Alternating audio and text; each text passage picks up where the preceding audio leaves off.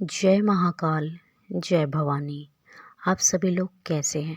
मैं आशा करती हूँ कि माँ भगवती काली की कृपा से और बाबा भोलेनाथ की कृपा से आप सभी लोग स्वस्थ होंगे और खुश होंगे।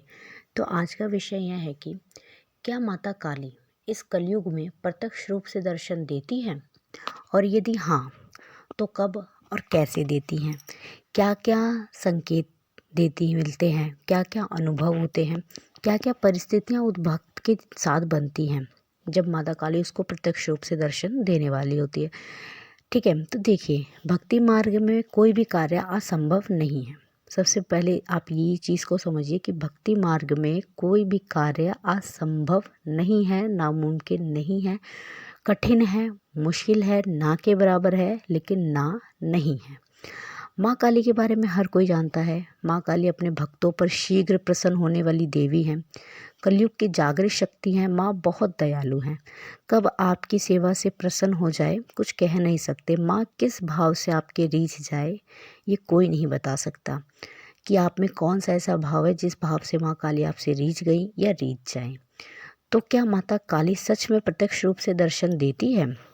तो देखिए, यह बात बिल्कुल सत्य है कि माता काली प्रत्यक्ष रूप से दर्शन देती है, लेकिन जिनको माँ के दर्शन होते हैं ना, वो भक्त कोई बहुत बिरला ही होता है। उस भक्त की खासियत, उस भक्त के गुण शब्दों में बयान नहीं किया जा सकता। लाखों करोड़ों में एक होता है कोई ऐसा। ठीक है, मतलब लाखों करोड़ों का मतलब उस लाखों करोड़ों में आप भी आ सकते हैं। आपके घर में कोई भी सदस्य आ सकता है। ना के बराबर होते हैं वो भक्त, लेकिन होते ज़रूर है जिनको माता काली प्रत्यक्ष रूप से दर्शन देती है। और कलयुग में ऐसे भक्त का मिलना ना के बराबर ही होता है, क्योंकि कलयुग में, आज का कलयुग सब जानते हैं, आज की जनरेशन कैसी है, क्या है। लेकिन कहीं ना कहीं कोई ऐसा भक्त, कोई ऐसा बच्चा होता है जिसके अंदर वो गुण होते हैं जिन्हें माँ प्रत्यक्ष रूप से दर्शन देती है, जिन्हें माँ साक्षात दर्शन देती है। लेकिन यह भी सत्य है कि दर्शन देती ज़रूर है, तो लोग माता काली की साधना, सेवा करते हैं। उन्हें माता काली अपने होने का एहसास कराती है। जो भी माता काली की सेवा में उतर जाए, उनकी सेवा करनी शुरू कर दी, एहसास, अनुभव आपको ज़रूर होंगे कि माता काली आपके आसपास है। किसी न किसी माध्यम से वह ज़रूर अपने भक्तों को बताती हैं कि मैं तुम्हारे साथ हूँ। और जो दर्शन होते हैं वह भी कई प्रकार से होते हैं। एक वो दर्शन होते हैं जिस रूप में भक्त माँ के दर्शन करना चाहता है, और एक वह रूप होता है जिसमें माँ स्वयं हमको दर्शन देना चाहती है। ठीक है, वैसे तो कई लोगों को माता काली के दर्शन होते हैं, काली के मंदिरों के दर्शन होते हैं, लेकिन स्वप्न के माध्यम से होते हैं, या फिर ध्यान के माध्यम से होते हैं, या दिव्य दृष्टि के माध्यम से होते हैं।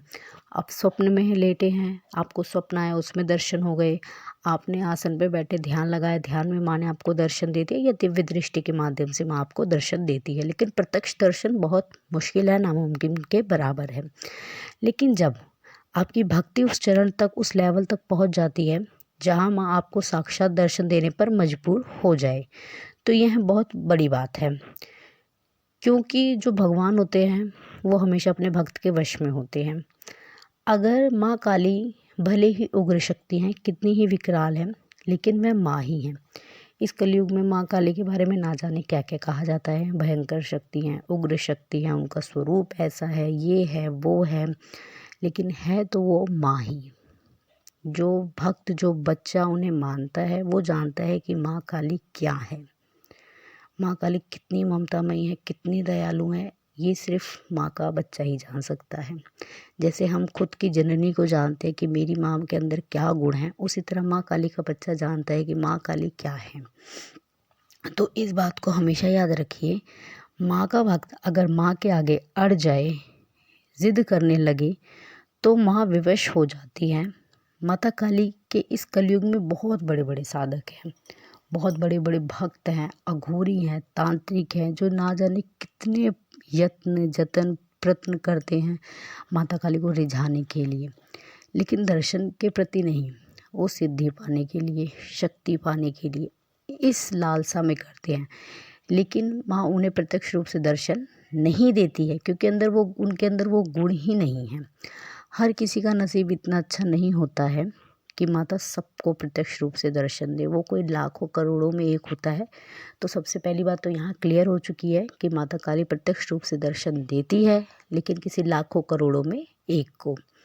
तो अब हम उन संकेतों के बारे में जानेंगे कि कौन कौन से संकेत मिलते हैं जब माता काली प्रत्यक्ष रूप से दर्शन देने वाली होती हैं। देखिए, सबसे पहली चीज़, जब माता काली आपको प्रत्यक्ष रूप से दर्शन देने वाली होंगी तो आपको रात में नींद नहीं आएगी, बिल्कुल भी नहीं आएगी। रात को नींद आना आपको बंद हो जाएगा। दिन में भी आप नहीं सोएंगे, रात में भी आप नहीं सोएंगे, मुश्किल से आप 1-2 घंटे की नींद ही लेंगे। लेकिन इसका कोई साइड इफ़ेक्ट आपकी बॉडी पे नहीं होगा, आप बिल्कुल एक्टिव रहेंगे, कोई वीकनेस, कोई कमज़ोरी, कोई थकावट आपको कुछ महसूस नहीं होगा। अपने काम के प्रति आप बिल्कुल एक्टिव रहेंगे। आप 2-2 लोगों का काम आप अकेले कर जाएंगे, आप इतने एक्टिव रहेंगे, ठीक है। आपको कभी-कभी आपको ऐसा लगेगा कि आपके साथ कोई साया, कोई परछाई चल रही है। आप कभी डर भी जाएंगे और कभी आपको खुशी भी होगी, क्योंकि आप माता काली अक्सर रात में ही दर्शन देती हैं, क्योंकि कालरात्रि हैं, रात में दर्शन देती है।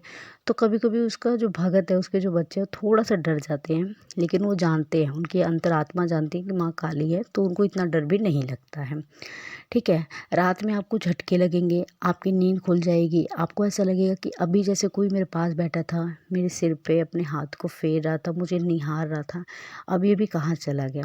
उस स्थिति में भी आपको डर लगेगी, लेकिन कहीं ना कहीं खुशी का एक भाव भी अंदर होगा, ठीक है, क्योंकि इतने ममता से जो हाथ आपके सिर पे कोई फेरेगा वो माँ ही हो सकती है, वो कोई अन्य नहीं हो सकता है, ठीक है। उस समय आपको खुशी का भी अनुभव होगा।